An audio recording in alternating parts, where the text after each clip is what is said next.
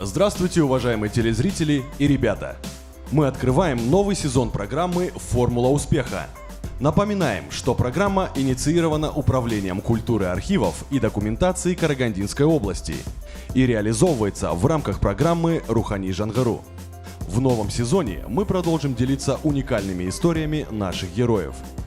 Сегодня мы познакомимся с одним из них, который может для многих из вас стать достойным примером. Добрый день, Эмин. Добрый день.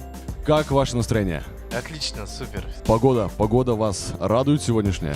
Мне вообще Караганда нравится. Зеленая, свежая.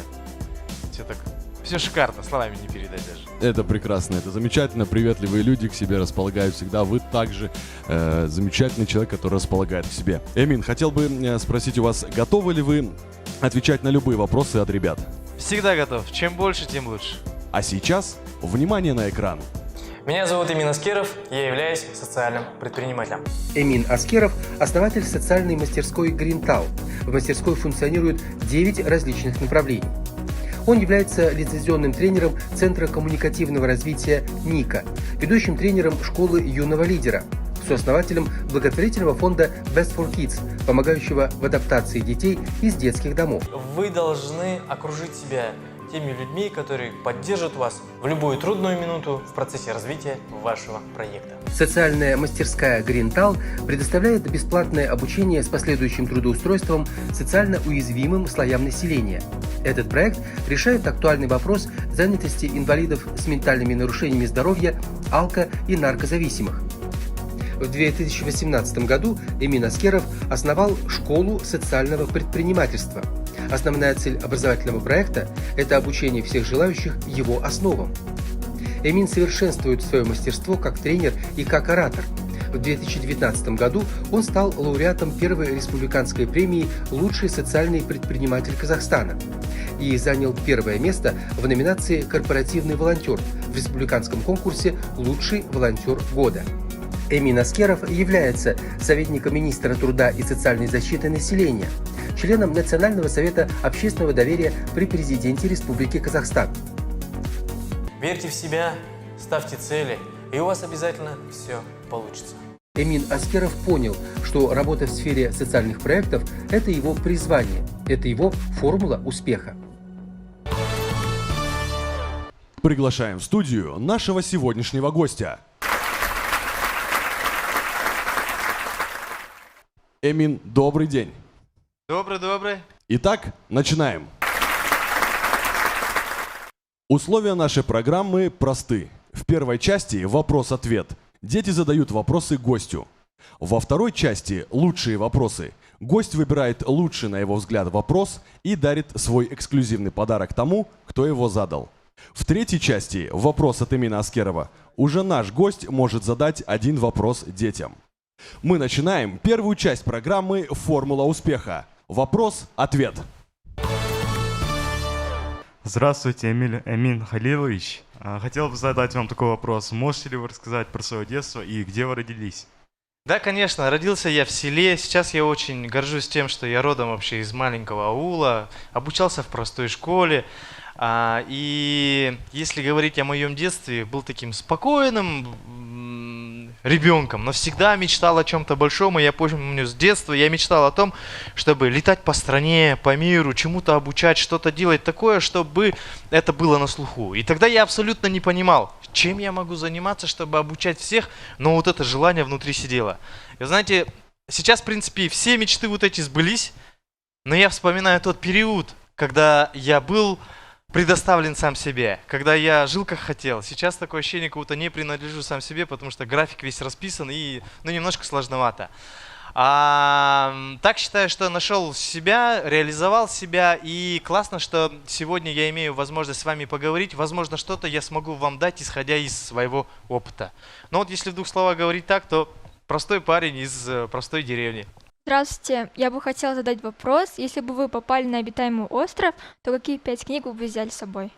Кстати, я в детстве постоянно мечтал о необитаемом острове. Вообще прям жил этой идеей, чтобы... Я не знаю, почему я так хотел жить на необитаемом острове, но я рад, что желание не сбылось. 5 книг. Очень, конечно, сложно сказать. В первую очередь Стивен Кови, 7 навыков высокоэффективных людей.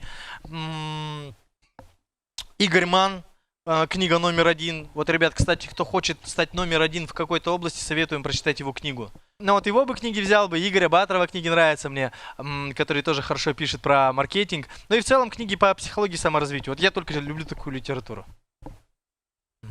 Ну, обязательно, наверное, как выжить на острове.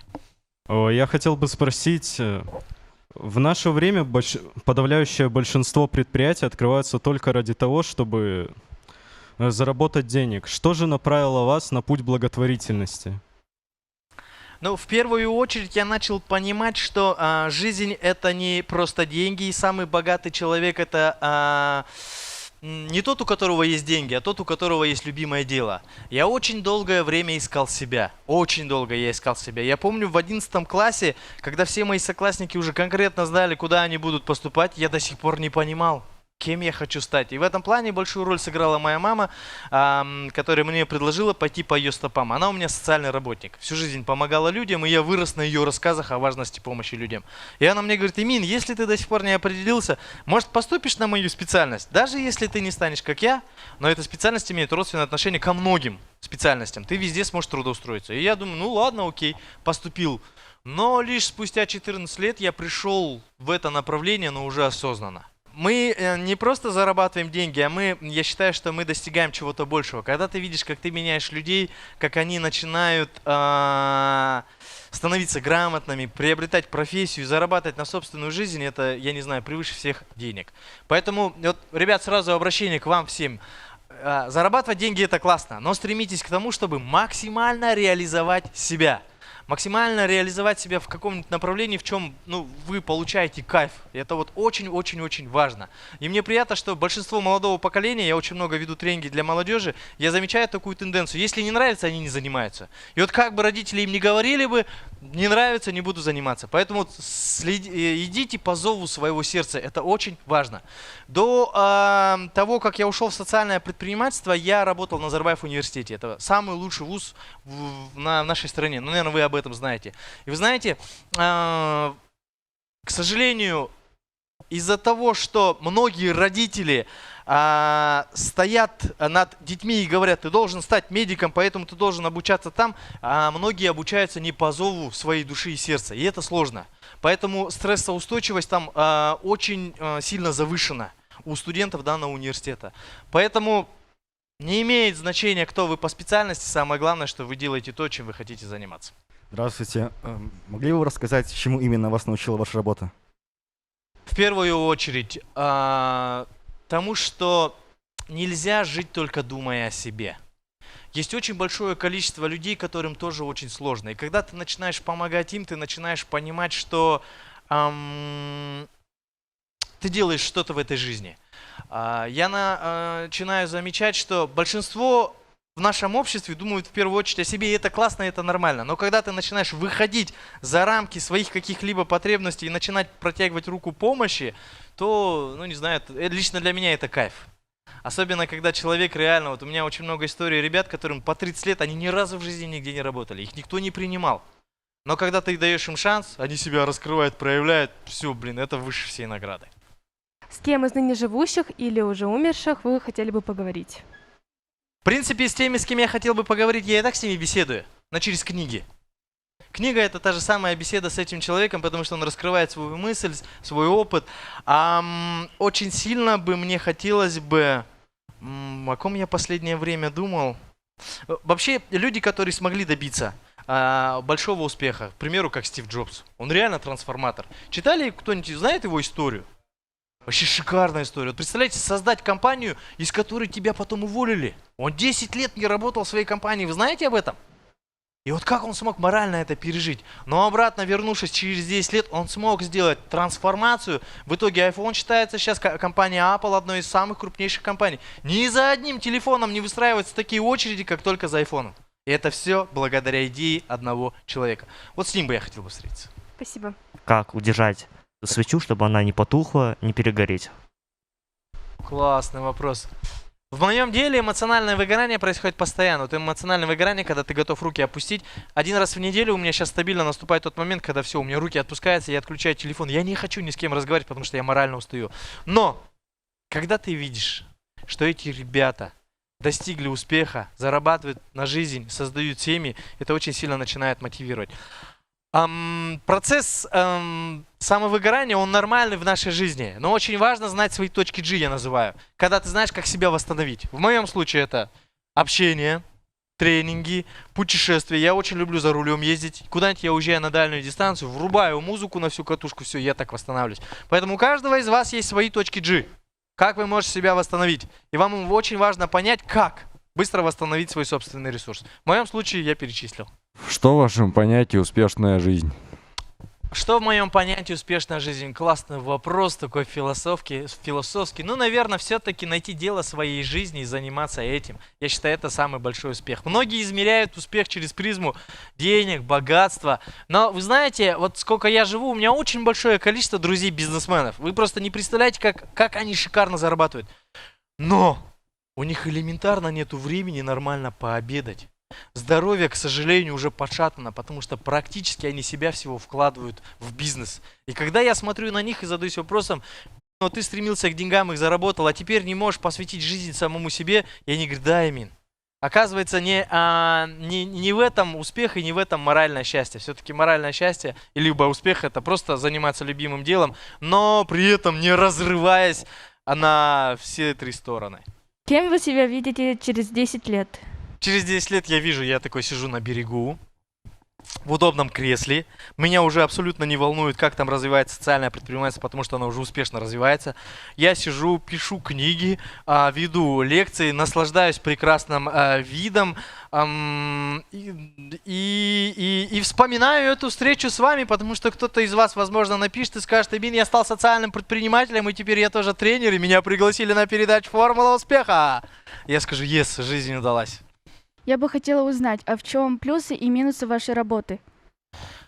Я вижу лишь одни такие большие жирные плюсы. Ну, в первую очередь, в этом деле хорошо работает закон бумеранга. Кстати, вот есть такой закон. Чем больше даешь, тем больше получаешь. Запомните, ребят. И жизнь наполнена чудесами. Я уже не верю во всякие случайности. То есть, когда какая-то появляется проблема, она вот так вот всегда решается. Потому что действительно думаешь не только о себе, но и о других людях. В чем плюс? В том, что ты веришь в людей и даешь им работу, обучая их. Ну, наверное, каждый из вас встречал определенных лиц, которым реально сложно в этой жизни. Лица с инвалидностью, допустим. Может быть, другие социальные категории, либо без определенного места жительства. И вот мы стараемся заботиться о таких людях, даем им специализацию.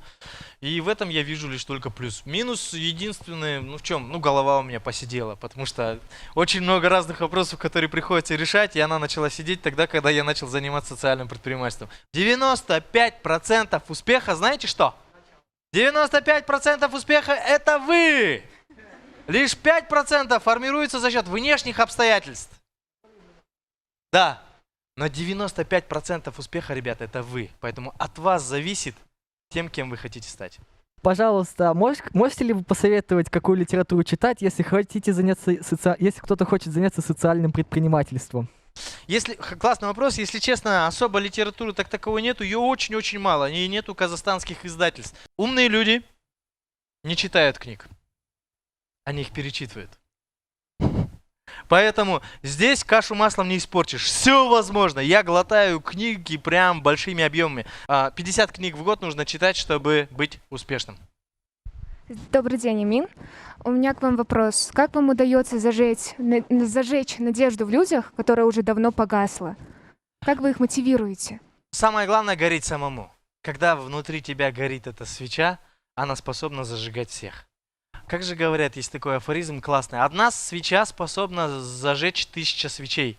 И жизнь при этом ее не становится короче. И действительно, в моем деле то же самое. Когда я обучаю, веду, я стараюсь зажигать людей и мотивировать их на то, чтобы они тоже принимали участие в подобных проектах.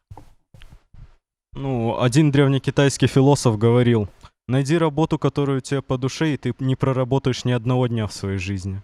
Все верно, классно. Классно он сказал. Поэтому я считаю, что я особо не работаю, потому что занимаюсь своим делом. Здравствуйте, Эмин. У меня такой вопрос. В Японии есть такая практика. На некоторых предприятиях есть такая штабная должность — человек у окна. Обычно это человек с ЗПР, который рассказывает сотрудникам, не поднимающим головы от работы, что происходит за окном. У меня к вам такой вопрос. Как вы к этому относитесь и как думаете, можно ли сделать что-то подобное у нас в Казахстане? Вы знаете, я считаю, это как раз-таки инклюзия, когда здоровые работают с лицами с ограниченными возможностями. И очень важно в реалиях современного общества это развивать. На Западе давным-давно прошли эту тему, и нормальным является увидеть передвигающегося колясочника по улице. Добрый день, Эмин. Меня зовут Юнона.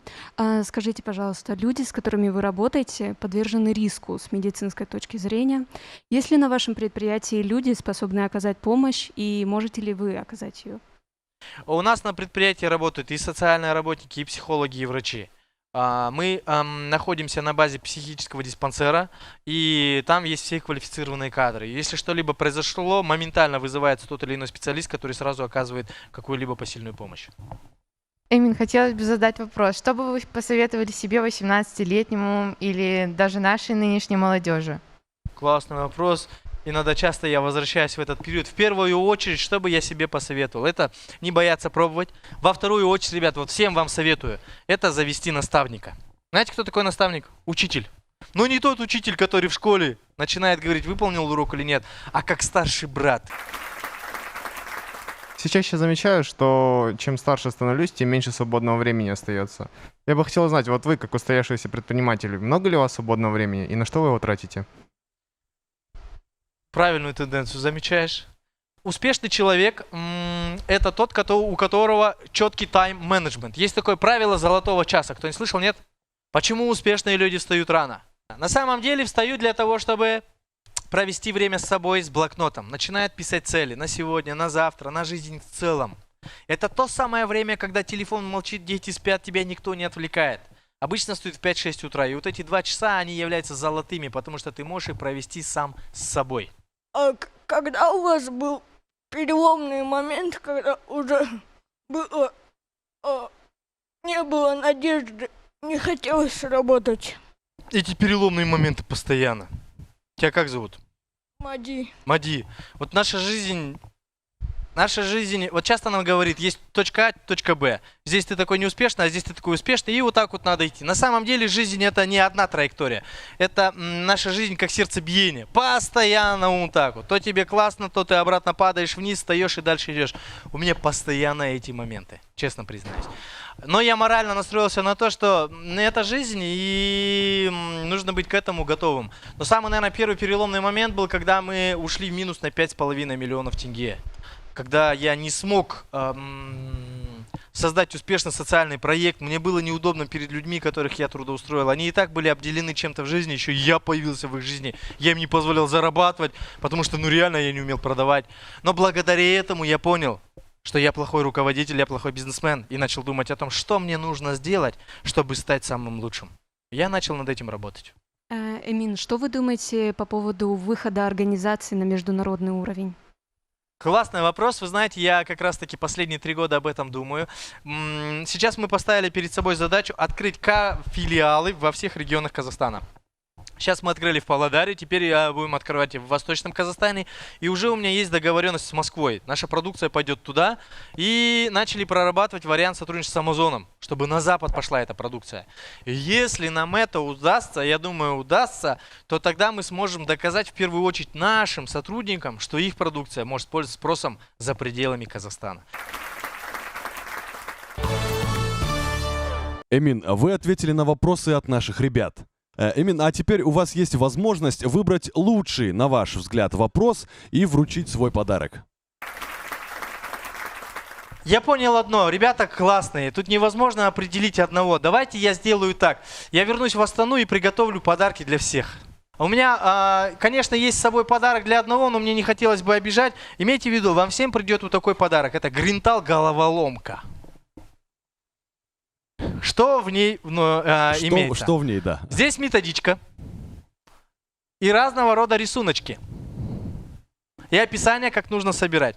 И в этом пакетике 4 детальки. 4 простых детальки. И таких фигурок, вон, смотрите, сколько, штук 10. Я хочу, чтобы каждый получил подарок от нашей компании и запомнил эту встречу. Возможно, когда-нибудь в будущем вы сможете ее вспомнить. А если она вам еще чем-то поможет, я просто буду счастлив. В третьей части нашей программы вы и дети меняются местами. Теперь Эмин Аскеров может задать свой вопрос ребятам. Нынешняя система образования, школа, вам нравится, как она работает или нет? Если бы вы были бы директорами, что бы вы сделали? Я бы сделала микроклассы, чтобы учитель смог распределить, время на каждого ученика, чтобы он смог каждому подойти и объяснить. Или чтобы ученик задал вопросы, учитель сам объяснил уже нормально так. Я бы направила нашу систему на улучшение наших нынешних знаний, на улучшение, допустим, расположенность человека. Если он расположен к гуманитарным наукам, то я бы сделала так, чтобы у человека развивались именно гуманитарные науки. А сейчас в школе нас заставляют учить абсолютно все предметы, и чтобы мы знали их еще и углубленно. Классно. Жалко, вы были не директором моей школы. Я хотела бы, чтобы в школах больше говорили о волонтерстве, о социальном предпринимательстве, так как у нас больше уклон делается на точные науки, и все. А о том, как устроена жизнь в целом, никто не говорит.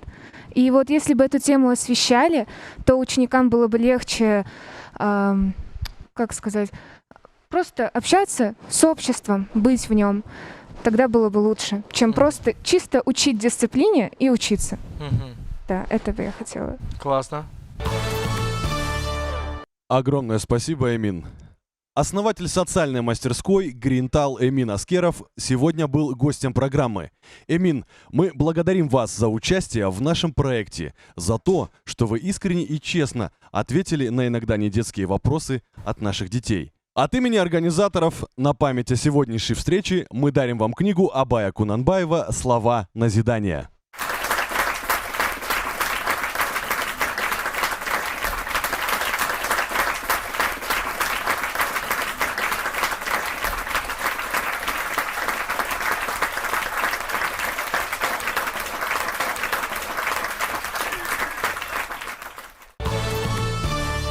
Эмин Аскеров своим упорством и трудолюбием, стремлением помочь людям добился больших успехов. Как руководитель социальной мастерской Гринтал и основатель школы социального предпринимательства, он активно занимается проектами социальной важности и успешно развивает это направление в масштабах всего Казахстана. Наша программа желает Эмину удачи и успехов в этом нужном и важном деле. Я очень рада, что меня сюда пригласили, так как я набралась огромного опыта и узнала о формуле успеха. Я благодарю Эмина, свою школу и новое телевидение за то, что представили нам такую возможность, так как новое поколение будет учиться благодаря таким людям, как Эмин Аскеров. Несмотря на небольшое волнение, я получила большое удовольствие сегодня здесь находиться. Успешные люди заряжают тебя позитивом и желанием двигаться вперед и достигать того, что действительно хочешь.